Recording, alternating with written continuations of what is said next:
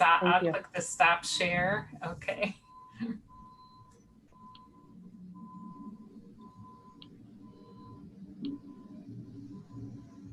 Hello again, Korematsu students, faculty, and families who are joining us. So we are a little past 2 o'clock and we have started our event here.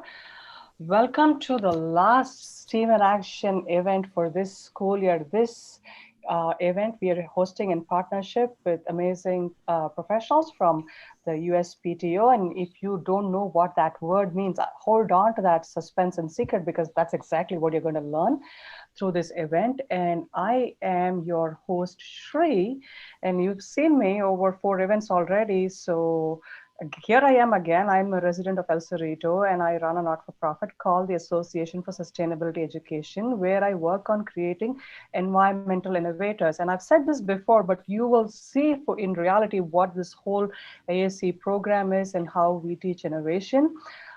So moving on, we have gone through 4 events, and thanks to the generous support of the Korematsu PTSA. And so thank you students and families who are contributing into the PTSA that we are able to host these events. And we have gone through various events on sustainability, recycle, clean power, and we are now at innovation. That said, I also wanted to take a minute to thank your principal, Mr. Burnham, who is very innovative in his own way and supports ASC in running these events and classes at Korematsu. So thank you, Mr. Burnham. So moving on, I want to announce our winners from last month's event. So congratulations, Lachlan and Javin. You've been the winners of the Clean Energy Contest and the Ivy Innovation Award winners. So your prizes are waiting for you at the Korematsu office. Alright, let me make a correction there. They will be waiting for you beginning on Wednesday of this week, and I'll also shoot an email in case you're not joining us live. So Javin and Lachlan, congratulations again. You won the Ivy Innovation Awards for our Sonoma Clean Power event. And there is slight difference in this week's event because we are not going to have a contest. Instead, you all had the opportunity to go pick up a STEM kit from the Korematsu office. And for some reason, if you have not done that, don't worry because you still can do that STEM activity later after our event is over. The kits will still be in the Korematsu office. It's a small little Ziploc, so just go into the office and ask for it, and one of the office staff members will give you the Ziploc. Make sure you're masked and you practice social distancing when you go to the school office. So that said, why do we bother? For the first part of our event, I'm going to talk to you about why do we have to bother about inventions and innovations, especially for someone who's in 7th or 8th grade. So that's something we have to first clarify before we go on to understanding what USPTO does in protecting these inventions. And then we'll do our STEM activity and open it up for questions and wrap it up. So, so invention, to me, the word invention means it's something new. It's not been made. It's very original. Most often it solves a problem, but sometimes having a fancy gadget, it's it's not necessarily solving a problem for the first time. It's just making that solution a little better, and we'll come back to that in a little bit. Um, and so, what other thoughts do you guys have about what an invention could be? Put that on your chat message. I may not be able to look at it right now when I talk, but when Julie talks, I will be able to go in and read your great thoughts on what you think an invention is. So go ahead, type them away on what you think an invention is. And here are some of the most amazing inventions that has changed the world. We don't often think of a piece of paper as an invention, but if we didn't have paper, we won't have money. We won't have these amazing books. We won't be able to leave behind history, the Declaration of Independence. So paper is a really good invention that we don't quite credit as an invention. We just take it for granted. And similarly, this now more than ever, vaccines and medicine, they're all inventions. And compass, and you might wonder why compass is a great invention that changed the world, because without compass, the voyagers wouldn't have discovered America. So think about that. The whole discovery in connecting the world happened because of the compass. And transportation, it has evolved from a horse-drawn carriage to a fancy electric car. So this inventions and innovations happening in the world of transportation. And your home appliances, a blender that you had your morning breakfast smoothie, all those are again inventions. Your electronic gadgets. And my favorite invention is electricity, because without electricity, many of those things that we get to enjoy today won't be possible, including our traffic control systems, our medicine production. So I think electricity is my most favorite invention. What might be your favorite invention? Type that away in the chat window and I'll comb through your answers when I am done talking. Um, is everything in the world an invention? No, no, you and I are not inventions, and so are our pets and the plants and this beautiful nature that we're surrounded by where we live. So, all those come under naturally occurring objects. While inventions solve a problem, these naturally occurring objects, they have a purpose. Like plants, they have the leaves are they make food for the plant, they help with carbon reductions that we spoke about in our last series. And what purpose do our pets and us serve? That's a question for you all to think and ponder about. Uh, we'll talk a little bit about innovations, and I know I am rushing through because I have to give Julie and Karen enough room to talk to all of you. So that said, innovations are when there's an invention and if it has become better in the last few years, few decades, century, that becomes an innovation. And are all inventions complex? Absolutely not. We have these simple inventions that we take for granted. Most of our stationery we take for granted are also inventions. So again, wrapping up with simple and complex. I'm going to take a pause from here, and I want to go and introduce our lovely speakers for this um, afternoon. We have with us Ms. Julie Mason and Ms. Karen Cheng from the USPTO. And I am going to have them tell you more about what they do and how they got to what they do and tell us all about inventions and innovations. And if you're wondering, why is Shri talking about inventions and innovations to eighth graders, I want to leave you with this little thought. Here are some local inventors from our area. These are some of the student inventions that I had the fortune of working with. These are not the only ones. I just picked the ones I had good pictures of. So, so on the very left is the youngest student I have taught, which a chair that is called the homework chair that helps students write without causing strain on their neck. And then there is a bamboo scooter, which was a replacement for a conventional scooter and a scooter that is more sustainable and has a much better design in terms of making sure the center of gravity is wider. And the next is someone who is a Korematsu student right now.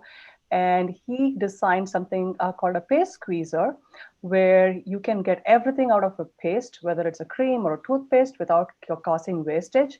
And the last one here on this picture slide is a 360-degree off-ice spinner for figure skaters to be able to practice their skating skills when they don't have access to ice. So the reason why we're talking about inventions and innovations is it is never too old or young to start inventing. That said, I am going to now stop sharing my screen and again welcome Julie and Karen to talk to us about inventions, intellectual properties in the USPTO. Thank you very much. And we are so excited to be here today. Both Karen and I have backgrounds as scientists. I have a degree in chemistry, and I also have a degree in library science. And I'll talk a little bit more about how that comes to play in the invention world a little later on in the presentation. But we are excited to be here today. And Karen, you want to tell us a little bit about what you do and how you became a patent examiner? Sure. Hi, everyone. Thanks for having us here. As Julie mentioned, we both work for the USPTO. And like Julie, I also have my degree in chemistry, both undergrad and master's degree, organic chemistry. So I do work as a patent examiner. And so I am one of the people, there's probably over 9,000 of us who takes a look at the patent application when it comes in, and we go through it and determine whether or not it is actually able to become a patent or what needs to be done in order to modify it so it can become a patent. And to become an examiner, you just need a background, a bachelor's degree at minimum in some kind of science or engineering. And then you can apply, and we do hire quite often, and become an examiner. So. And it's exciting because Karen gets to see all the new inventions before anybody else gets to see them, in her particular area of chemistry. So it's an exciting field to think about. This is the first time I'm in a panel with fellow chemistry folks. I had no idea. My undergraduate was in chemistry, and one of my masters is in biochemistry. So, yay to chemistry. And for those of you who've been sold that chemistry is hard, ridiculous logic, it is not. Chemistry is such a fantastic field of study. And here you have proof, 3 people who studied chemistry. Yeah, it's very exciting, and we're not in a lab anymore. We actually, approach it from a different perspective by reviewing inventions, and it's very exciting, an exciting area to work in. And before we go on to should we do the first poll question here just to see how everybody? Yes, I am going to launch the first poll question, and click on the answer that you think is right. This is more an interactive session for us to understand what you think. So we don't expect you to be right. So just click on what you think is right. There we go.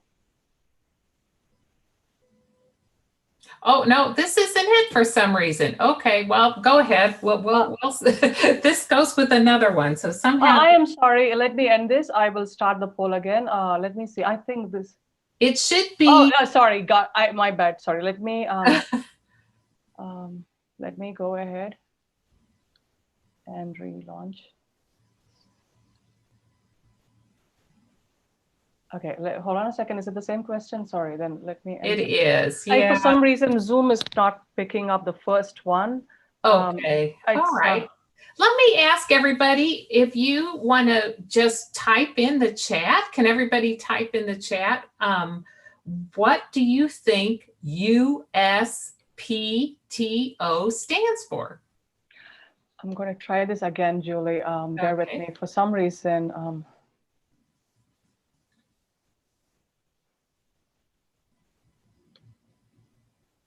it's still. It says it's showing me the first question, but then when it launches the poll, it is going to some other question. Yeah, it looks like a question that's later on. That's no. It's going to question 3 for some reason, but we'll do that shortly. We'll use that question in just a few minutes here. Okay. Okay. All right. So sorry about that glitch. And okay. All right.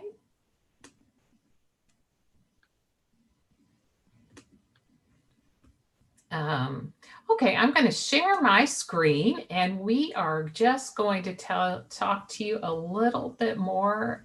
Whoops, it keeps going to this. Hold on.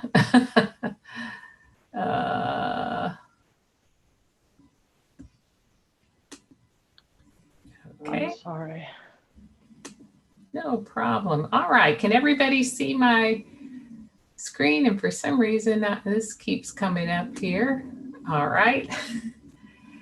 Okay. Can everybody see the title screen? Just shake your head so I can see you. Okay. Wonderful. Okay. So, whoop. And We have some answers here if you want me to read out. We have a student who said United States Patent Trademark Office on their answer. Somebody said United States. Yeah, that's probably what most of them said. United States. Somebody said United States Patent something office. I like that. I like that ingenuity there. And so students are taking a guess that U.S. has to be United States, but many have gotten it right, but not the whole PTO. So some people have used the word patent. That has been coming on the spot here. Yeah. Well, that's great. We're the United States Patent and Trademark Office, and many times we are called America's Innovation Agency. Whoop. So that's what we are known as. And patent, that's a big part of what we do. We actually grant patents, and we also register trademarks. So that is part of our name, the United States Patent and Trademark Office. But we also advise on copyright policy and trade secret policy. So we're going to talk more about the different types of intellectual property in just a few minutes. And as Karen mentioned, we have over 8,000 patent examiners that work for our office. And as she mentioned, patent examiners have to have a degree in engineering or a degree in a science. So we have a lot of patent examiners because we have a lot of inventions coming in. If you look over to the green box, you'll see that every year we get over 660,000 patent applications. So that means new inventions or improvements to inventions that people send into our office, and they would like a patent on that. And we also get lots of trademark applications, and trademarks, that's how you brand your product, your invention that you might create. So that tells you we've got a really big office and over 12,000 employees. In fact, this year, this is fiscal 19 data, we probably have over 13,000 employees at our office. And our office is located back in the Washington, D.C. area because we are part of the federal government. And President Biden currently has 15 cabinet members, and one of the secretaries in his cabinet is the Secretary of Commerce. And we are part of the Department of Commerce. That's kind of how we fit into the federal government. Anybody want to guess what branch of government that we are in? You could type your answers in the chat box. 3 branches of government.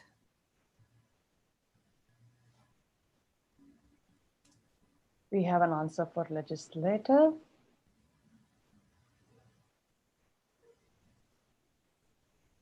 And 2 for legislative, 1 for executive. The executive wins. Another executive. Yeah, we're part of the Department of Commerce, sits on the president's cabinet, one of the cabinet members. So we are part of the executive branch of government. And I mentioned we have a big headquarters back in the Washington, D.C. area. Actually, it's in Alexandria, Virginia. But we also have an office in San Jose. So if you ever want to come visit our office when we open back up again, we are actually part of City Hall. It's a really cool office. We've got a lot of inventors from our region, a lot from California that we highlight. And it's fun to pay a visit to our office as well. So let me ask you this. So what do you think intellectual property means? I have actually put the whole question on the chat. So okay. I have given 4 choices here. So if you want to copy and paste, choice A is intellectual property is a house someone owns. Choice B is its physical property that someone owns, such as a bicycle or a car. C is a work or invention that is a result of creativity. And 4 is an area of research studied by psychologists.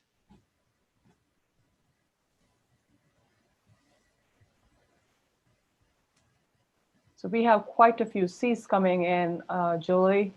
Oh, you guys nailed it. That's right. It is basically an idea that you own. That's what intellectual property is. You think of personal property.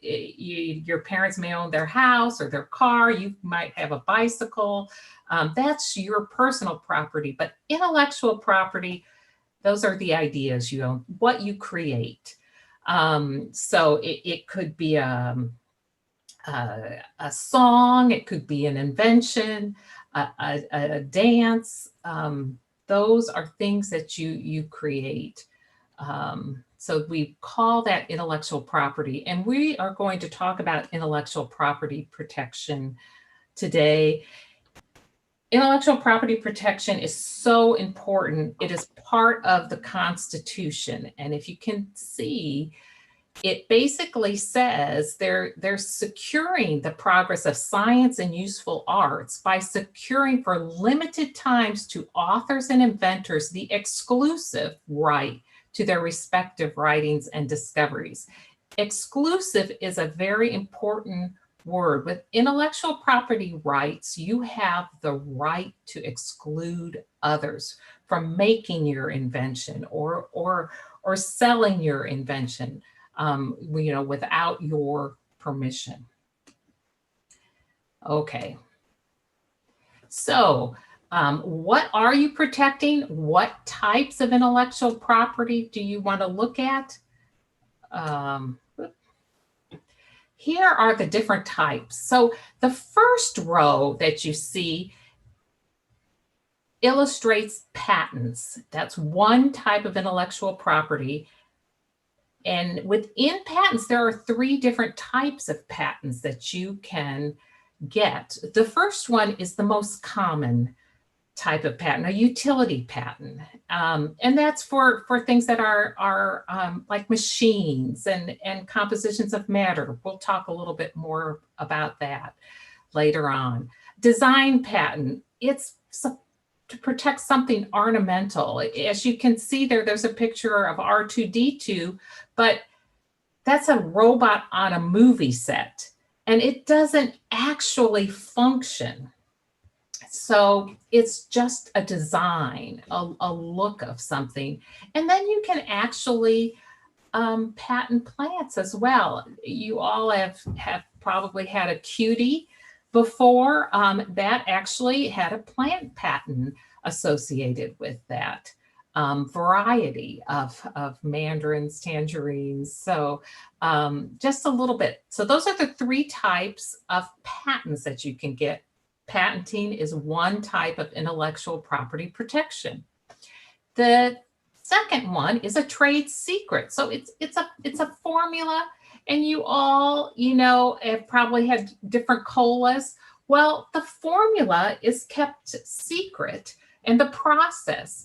And of course, they've been able to reverse engineer the Coca-Cola, and they can, and other companies can actually reproduce it, but it doesn't quite taste the same because Coca-Cola has a secret to their process and the way they put their recipe together or their formula together for their cola. So they've kept it a trade secret. The third type of intellectual property is the trademark. Now, a trademark, you probably can just look around on your clothes. And again, looking at Coca-Cola, the trademark for Coca-Cola is right there. It is Coca-Cola, or it's also called a Coke. And you notice their colors are always red and white. This is a way they protect their brand. And the final type of intellectual property is copyright, and that's for books and films and songs and music. That covers that type of creativity. and it will be your protection for that. Okay. So let me ask you a question. Now, the Zoom poll should work for this. Can Okay. you find the types of IP protection in a mobile phone? You've got a Is it mobile phone here. Is it for the 15, slide 15, Julie? It was the one that was question 3, slide 13. Yeah, Okay, the perfect. first one that popped up. Yes, no, Maybe yes. that'll put us on track. Okay. There you go. Thank you.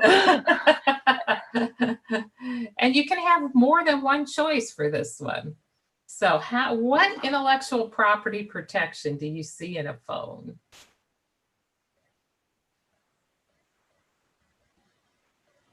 I'll give it a couple more seconds and then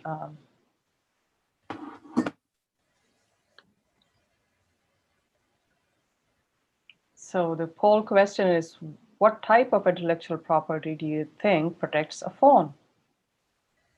And you're allowed to give more than one answer. Mhm.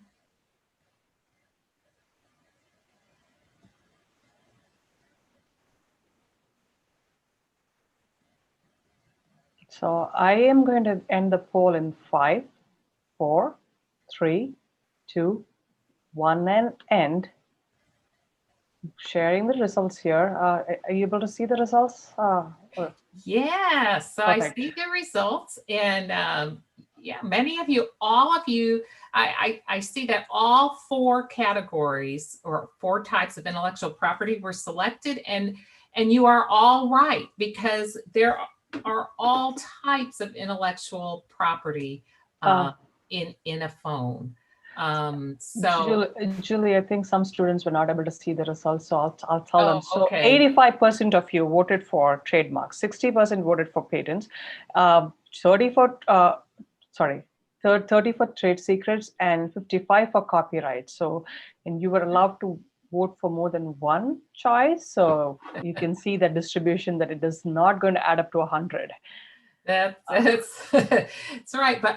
But there are all types of intellectual property in a phone. So you've got patents, patents for, think of the touch screen that you have, or the improvements to the camera they have with every version that comes out.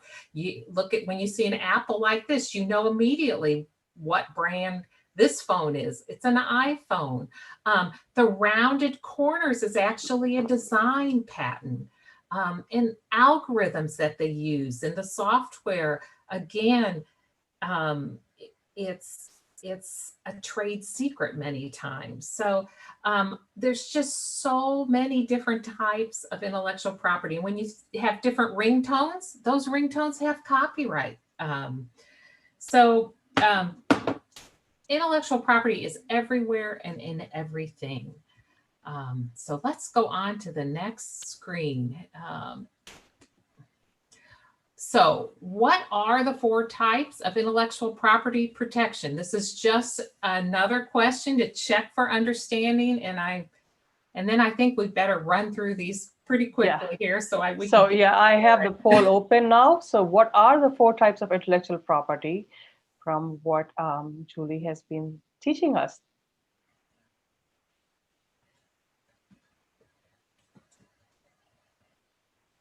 So I'll end the poll in 5, 4, 3, 2, 1, and end. Okay, we have the most number of answers on the 3rd choice, which is trade secrets, copyright, patents, and trademarks. You guys are right. That's what it is. You've got them right. Trade secrets, copyright, patents, and trademarks. So you've just got to remember, those are the 4 types of intellectual property protection. So we're going to talk really quickly about trademarks. So when you see that Nike swoosh mark, that is a trademark that they have. They also trademark the name of their company and their product line, Nike. And then many times you've heard that phrase, just do it. We call that a tagline. That is also trademarked as well. And what is a trademark? Uh-oh, there we go. A trademark identifies and distinguishes goods from one another, right? Where they come from. When you see an apple with a bite out of it attached to some sort of a mobile device or a laptop of some sort, you know that's made by Apple. When you see the golden arches or just the arches like this, you know it's McDonald's. And sometimes you'll see a TM. That means that you're using that mark as your trademark, but you may not have it registered with the Patent and Trademark Office yet. Once you get it registered, you can use that R with a circle on it. So again, just to reinforce trademarks, what if you walked into the store and you had a tube of toothpaste or a beverage that had no labeling on it? You know, you just wouldn't know where it came from, who made it, if it was your favorite soda to drink or your favorite toothpaste to use. It's very important to have your trademarks. And then just a little bit on the types of trademarks. You can trademark just your name. You can have maybe a special form of your name, maybe in cursive, maybe in block lettering and colored. You can do combination marks where you've got a logo and you've got your name in it, or maybe just a design mark. You think of that white polar bear with the Coca-Cola commercials, especially usually during the holiday season. They have a lot of commercials where they use the polar bears. So just a little bit more about trademarks. But in addition to being marks, they can also be, I don't know if you can see this. This is what is this in my hand? You probably can tell right away just from the shape of it. It's a Hershey's Kiss. And they actually have trademarked the shape of the Hershey's Kiss and the packaging of the Hershey's Kiss. So no other chocolate candy can use this shape. Now, if it's in a totally different area, maybe it's a soap of some sort and Hershey's doesn't own the trademark for that in that particular category, someone might be able to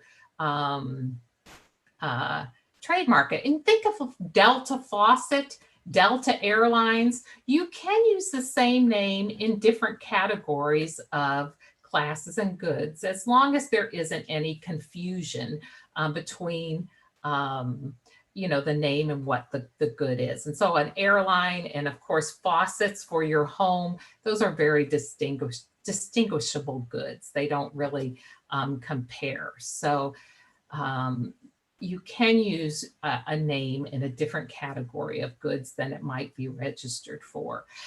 You can also do the shape. You think of the shape of the Coca-Cola bottle, the shape of the phone, colors you can do.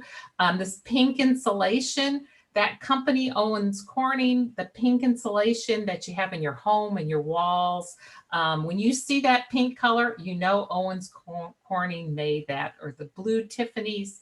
They call it Robin Egg Blue Tiffany's box. What about this store here? This front, this is also trademarked. That's the front of an Apple store, and you know it even without having a name on the storefront that that's an Apple store. And no other computer stores can copy that look. And you can also trademark a scent. These shoes here actually have a bubblegum scent. But let me just point out, you can't trademark a perfume scent because that's the main functionality of what it does, that product does. So you cannot trademark that. You can trademark the name of the perfume, but you can't trademark the actual scent. But in shoes, because the scent is something that's not associated with a shoe, well, of course, bad smells are associated with a shoe, but your bubblegum scent is not. So they can trademark that as well. You've heard Aflac on some of the commercials, that goose making that sound, that's a trademark sound. Or NBC, that chimes sound that you hear, that is a trademark sound. So a little bit about trademarks. And now let's check your knowledge. So how many trademarks do you all see in this? I have launched the poll here.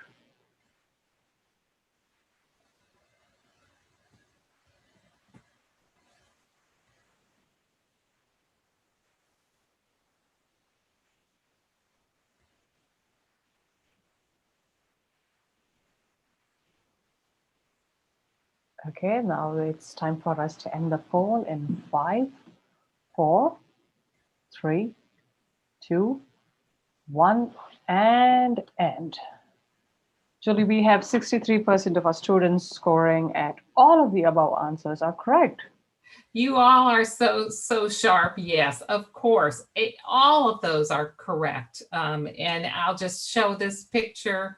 There you go. So you can just get an idea of even the shape, that bubble nose shape of the UPS truck is trademarked. What can brown do for you? The color brown. No other shipping and delivery company can use this color, these taglines, this shape of truck. Only UPS, United Parcel Service, can use that. Okay, and then very quickly, we will just go review trade secrets again. Again, it's something you don't disclose. You do keep it a secret, and employees that work for you have to sign a non-disclosure agreement that they won't share that secret as well. You know, you think of the secret recipe in Kentucky Fried Chicken, again, the formula in Coke. So that's trade secrets. And again, what type of intellectual property is represented in the pictures here?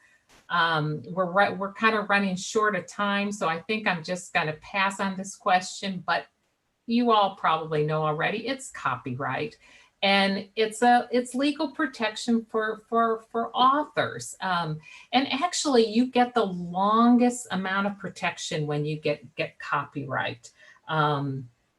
In addition to trade secrets, because you keep those a secret for however long you prefer to keep those a secret. Trademarks you can continue to renew, and you can keep those as long as you're using the product in commerce. Every 10 years, as long as you renew it and you're using the product in commerce, you can continue to use trademarks. Copyright, actually, again, it's for literary works, sound recordings, artworks, architectural works. That you have protection for usually the life of the author. And let me pull this up. And this kind of gives you an idea of it's not an author or someone like Disney, 95 years from publication. So just keep that in mind. And it has to be in a tangible form, though. It just, you have to remember that. Even when you're doing a dance, that dance has to be a choreography. It has to be recorded and written down. It has to be in a tangible form to be eligible for copyright. But anytime you create something, you do a piece of art, you do a painting or a drawing, and it's original, it's your idea, you have the copyright on that. But you can file with the Copyright Office to even get additional protection for that. So a little bit more about copyright. And so I'm going to turn it over to Karen now for patents. And okay, great. I'm going to try sharing my screen. Hopefully it'll work.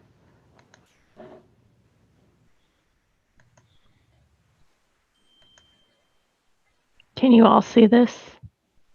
Yes, Karen. Okay, awesome. Great. Yeah, so as Julie mentioned, I'm just going to talk to you guys real quick about patents. And so what is a patent? So basically, if you are a patent owner, you have the right to exclude others from making, using, selling, offering for sale, or importing the claimed invention. So similarly as to if your parents own property, aka the house, they can prevent other people from coming onto their land. The owner of a patent can ask others to stop using the ideas that are protected by the patent. And a patent has a limited term that is good for 20 years from the day of filing of the application. And patents are territorial. So if you file for a patent in the US, you can only assert your patent rights within the US. There's no such thing as a worldwide patent.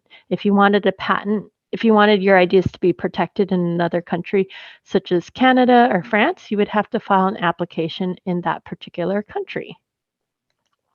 So there are three main types of patents. They are utility, design, and plant. And a utility patent, it protects any and useful process, machine, article of manufacture, or composition of matter, or any new or useful improvement thereof. So this slide kind of breaks it down a little bit easier. So these are the different categories of what is actually patentable.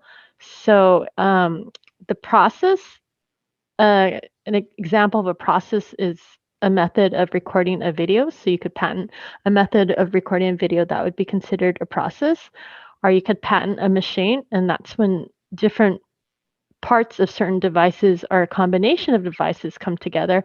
So an example of this would be a video camera. You can also patent an article of manufacture. That's something made by hand or machine. That's usually more simple with fewer or no moving parts. So an example of that would be a case for the video camera, or a composition of matter. An example of that would be a material comprising a new type of camera lens. So this is all the different categories within a utility patent of subject matter that can be patented. In addition to that, you can also patent anything that is an improvement of any of these categories. The main thing I want to get across here is that the invention has to be new, useful, non-obvious, and it has to be clearly described, enabled, and claimed. So how do you know if your idea is novel or non-obvious? So basically, first of all, the concept of novel and non-obvious just means that your invention is new. So it's not described in what we call the prior art. And I'll go over prior art in the next slide. And it just means that there is no record, a written record of your invention. If something is non-obvious, that means the differences between your invention and the prior art would not be obvious to someone in that field. And so the main point is, if you have an idea and you want to figure out if it's novel and non-obvious, you need to compare it to what already exists and what is already out there in what we call the prior art. And so what is prior art? Prior art, it basically is a written record of anything out there. And so what can be encompassed by prior art includes other patents, printed publications, or other disclosures in the field of the invention that have been published. The main thing is that prior art needs to be a written record. So it is on file with a date. So whatever the date of the prior art is, it has to be before the date you decide to file for your patent application. So, excuse me. So that's just a little bit about what makes something patentable. And the other main type of patents, the first type I mentioned were utility patents. The second type of patent is a design patent. And so what the design patent does is it protects the appearance of an article of manufacture. It's granted for a new, original, and ornamental design. So if you look at your shoes, Nike has a bunch of different design patents, and that's for the actual design of the shoe itself. And design patents are good for 15 years from the date the patent is granted. If you compare that from a utility patent, that is 20 years from date of filing. So design patents have a slightly shorter term. And so the third and last category of patents besides utility and design patents are plant patents. And I think at the beginning, Shri had mentioned them. And so this is granted to anyone who actually invents or discovers an asexually reproduces a new and distinct variety of plant. So this has to be produced by means other than seeds. So you can't just find a plant in nature and try and patent it. It has to actually have been modified in some way. And as Julie mentioned, types of plant patents that exist can be on cuties. Those are the little oranges. Or if you guys have ever had cotton candy grapes, those are also have been genetically modified to give that taste. So that would be an example of plant patent. And so what is an inventor's motivation for getting a patent? So if you have ever watched that popular show Shark Tank, you'll see oftentimes after the pitches, the inventors give the sharks will ask the contestants whether or not they have a patent. And the reason they want to know that is they want to be able to assess the value of the product they will be investing in. And so if the people who are giving the pitch actually have a patent, that then gives them the exclusive right to that invention, and that will allow them to deter others from entering the market. And it also serves as a marketing tool. So people know that there's something unique about what it is they're trying to sell. And that is what is important and what people would be interested in buying. And if an owner has a patent, that means if someone else is out there trying to make money off their idea, they would be able to go to that person and let them know they actually own the rights to that intellectual property. And so whoever it is, aka the infringer, trying to make money off their ideas, they would no longer be able to do that as long as the person owns a patent for that particular idea. And so the patent could also be used to obtain funding, as they usually do on the show, because they're saying, hey, we have the exclusive right to this particular idea. If you want to invest in us, since we're the only ones in this space, that creates more value.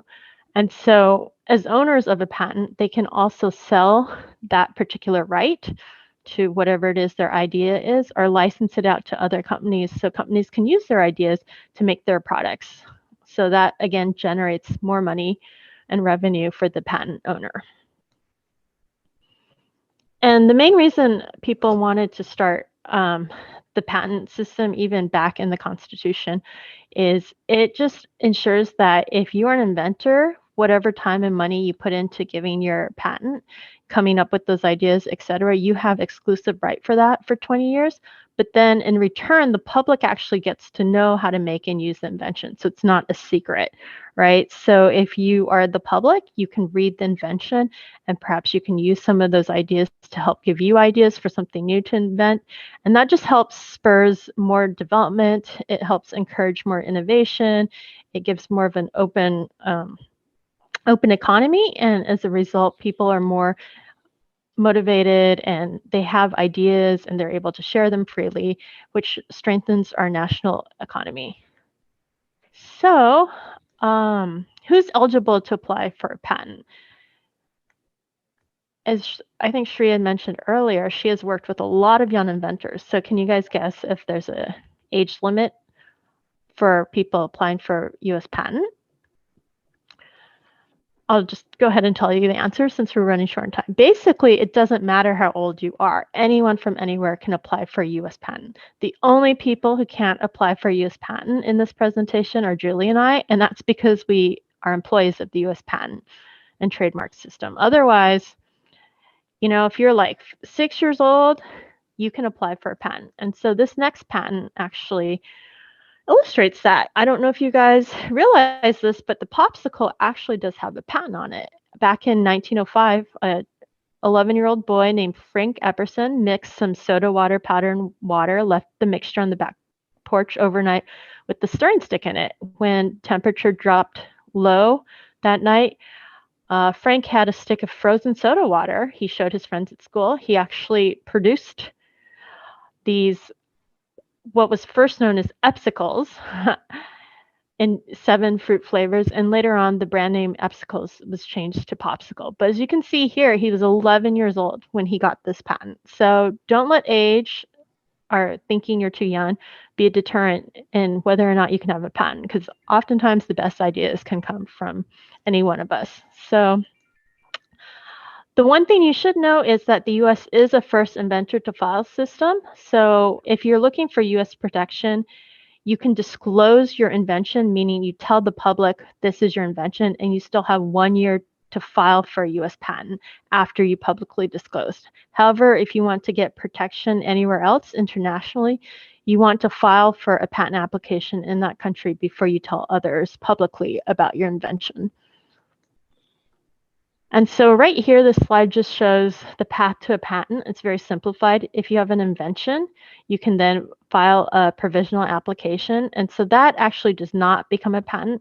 And you don't need to do that. That's just an option because it is cheaper to file a provisional application. And if you're not sure if you want a patent yet, it just gives you a date for a filing date for your application, and it gives you a year to decide whether or not you want to pursue actually patenting your invention. And if you do decide you want to do that, you can file a non-provisional application, and that is examined by someone like myself, a patent examiner. And after some back and forth, hopefully we can figure out what is actually novel and non-obvious in your invention, and then it will become a patent. That's good for 20 years from the filing date of your patent application. And so here's just a quick slide just showing you we try and incentivize people who are smaller entities by offering lower fees for them to file than big companies like Coca-Cola, et cetera. And so one big thing is if you do have your patent, that basically gives you these rights, right? So if someone else is out there, they're trying to make money, are trying to use your ideas and they don't have your permission, but you own the patent, you can tell them that maybe they don't know you own the patent. So first you can tell them you actually do own the patent, and then you can ask them to stop using your patent. And then you have different options. You could either say, hey, you can use my patent, aka IP, but you need to pay me a certain amount of money in order to use my patent. And so that would be a licensing agreement, or you could sue them for infringement. And so that's something you would do at the courts, and it costs lots of money. And you hear all about that, how like Apple and Samsung, they both have a lot of technology in the smartphone areas. And so they're always kind of in lawsuits because they think one company is infringing on another's intellectual property. So that is another option a patent owner has if someone tries to infringe on their rights. And so here we just want to show that actually Marissa Strange, she won the California Invention Convention competition a couple years back when she was, I don't know her exact age, but she was pretty young, and you can Google her. Her invention was called the Puff and Fluff, and she actually has a US patent on that. And this is a really it's just a really cute, clever way she invented of drying her dog while keeping him warm. And then the Puff and Fluff keeps the water in, so when he shakes, it doesn't get everywhere. So she actually did end up selling her invention and making money and everything. So if you get the chance, you should Google Puff and Fluff, and you can see the little commercial she has made for herself and her product. And here we have a couple resources available. If any of you are interested in learning more about patents, we do offer a quarterly series, and just more about the US Patent Office, more about IP, etc. Any of these resources would be helpful. And so we do want to thank you for inviting us here to speak to you. And again, more web links, but these are actually more directed towards, like uspto.gov/kids. They do offer resources for middle schoolers such as yourselves. So with that being said, I'm sure you guys all want to make your flashlights. So Yes. I will turn this back over to Julie. Thank you, Julie and Karen. I was curious before this session, as everyone gets set up with their little Ziploc kitties for making your flashlights. If you picked one from Korematsu, that's awesome. But if you didn't, it's still there. Just look at the instructions as Julie is going to present to us, and then you will be able to put it together when you have the kit in hand. I just wanted to quickly show you something here. I was trying to look up who was the youngest patent holder, and I I found out that Samuel Houghton was 5 when he got a patent for his double-headed broomstick. He was finding it hard to help his family sweep, and he came up with this double-headed broomstick. And so I wanted to, there's a video on YouTube. If you just go look for the double-headed broom, you will find that on YouTube, and it's super cute, and he has got his own interview there. So I will just stop sharing, but I was trying to find out who might be the youngest one, and that's what Wikipedia and other places pointed me to. So I don't know if he's still the youngest, but he's definitely young when he invented it. So there we go. And off to Julie for making the LED flashlights. Yeah, so if you all have your kits, what I'd like you to do is get the paper flashlight out first. It should look like this. And also get out your LED. And the LED, this is kind of a yellow one here. Should look like this. You might have a different color, whatever color you might have. You're going to build a flashlight that's going to look like this in the end. So just so I can show you what it looks like. Okay. Can everybody see? So what you want to do first is there should be a little spot with 2 holes for your LED. And you might, if you don't have the holes punched into them yet, just kind of poke them with your LED. Don't put your LED in, just poke where those holes are. It's that little spot right at the top that says LED. And then once you get the holes put in the flashlight, then take your LED and on the other side, and you should have a USPTO logo on your side, put the LED through that side. So then you have, it should look like this. It's on the opposite side of the green mounting tape. Can you all see that? Okay.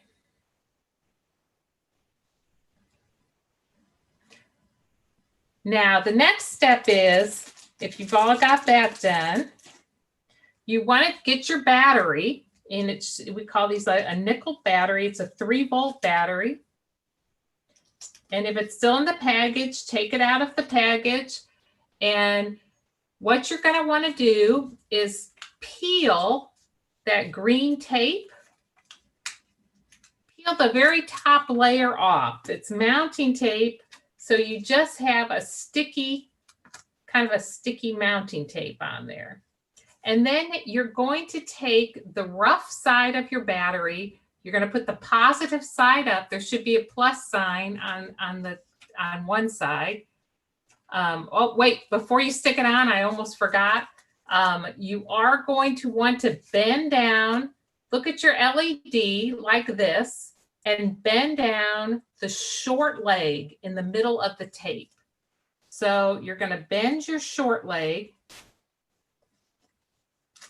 What we're going to do is complete a circuit. That's actually the positive leg of the LED. So you're going to bend that down in the middle of the tape. Everybody got that?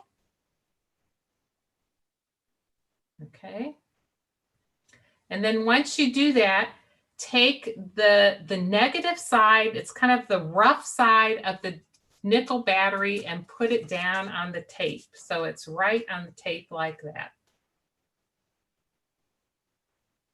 Can you all see that?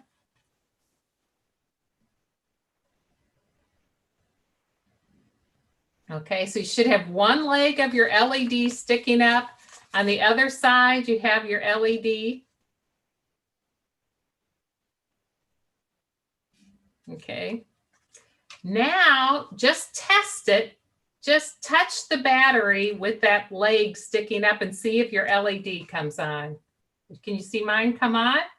Try it. Yeah. So you've completed a circuit. You've had the positive leg of the LED hit the negative part of the battery, and then of course you hit the positive side on this one going through the negative. You've completed an entire circuit for the LED.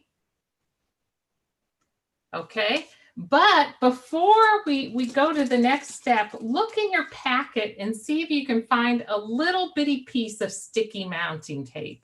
This one just happens to be a little polka dot piece I have. But what I'd like you to do is stick that on the top of your battery, and you're going to bend your leg over it. So the leg doesn't always have contact with the battery, otherwise you'll run the battery down. But it'll only have contact when you press it down. I don't know if you can see my light come on when I press it. So I put that little bitty mounting tape at the very top and then bend the leg over it.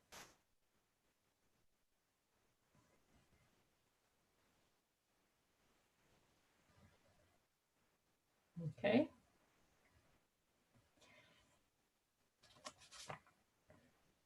And then once you do that, you fold the sides along that dotted line, you fold it in. So you see that dotted line here. I've just folded on the dotted line. I folded that side in, and I'm gonna fold this side in on the dotted line on the other side. So it should look like this. It's folded in. And then once you have that, you're going to fold it in two. Okay. And then you just kind of like an envelope, you just tuck this top part in. Press it down and you've got your battery. I've got to see if I can see all of you who are online here. And I can see your, oh yeah. Can we see if you guys have Awesome. your LED flashlights? Can you show that to our camera? No, So we I've can got take a two little here. picture from the event. Thank you. So for those of you who have, Awesome. okay, I at the count of like 5, 4, 3, Oh, we need a 2. screenshot. I'm trying to see if I can get some pictures here. So those who have your flashlights, hold on to your flashlight. Okay, back again. 5, 4, 3, 2, 1. Jeez, thank you. Awesome. Awesome. That was awesome. Thank you so much, Julie and Karen. And again, for those of you who don't have that kit, your kit is waiting for you at the Korematsu office. And so go try that and pick it up and make sure you're masked and follow social distancing when you go. And that is a wrap, my dear students, families, and PTSA staff members at Korematsu for our STEAM in Action series. 7th graders, we'll see you next year. 8th graders, good luck to more innovation wherever you go on for your high school journeys. Thank you so much for joining us for these events, and they're all still available as recordings on either on the Korematsu PTSA Facebook page for sure, but also in the Phoenix newsletters. So this one also will be available. I am streaming it on YouTube, and I will send the video to Facebook by the end of the day. So you will be able to see that. For those of you who missed it, tell your friends if that these kits are available and this knowledge and resource is available on the Facebook page for Korematsu, and so they can partake in the fun too. Bye now and have a great rest of the week, everyone. Bye.